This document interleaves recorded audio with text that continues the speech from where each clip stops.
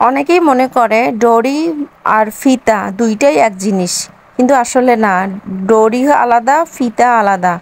আজকে আমি আপনাদেরকে দেখাবো কিভাবে ডরি তৈরি করতে হয়।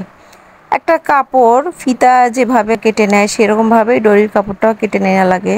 কেটে নিয়ে এর মাঝ বরাবর একটা সেলাই করে নিলাম।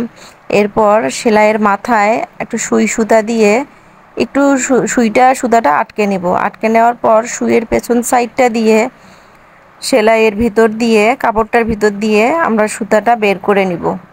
বের করে নেওয়ার পর কাপড়টা উল্টিয়ে দিলেই ডরি তৈরি হয়ে যায়।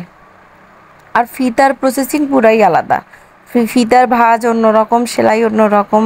ফিতাতে আপনার সেলাইটা দেখা যায়, কিন্তু ডরিতে কোনো সেলাই দেখা যায় না, সেলাইটা ভেতরে থাকে। এই যে সুতাটা উল্টিয়ে দিয়ে কাপড়টা বের করে নিলেই আমাদের ডরিটা তৈরি হয়ে যায়। জানি না কতটুকু বোঝাতে পারলাম। বোঝাতে না পারলে কমেন্টে জানাবেন, আমি ক্লিয়ার করে আবার আর একটা ভিডিও দেব। ধন্যবাদ সকলকে। আসসালামু আলাইকুম।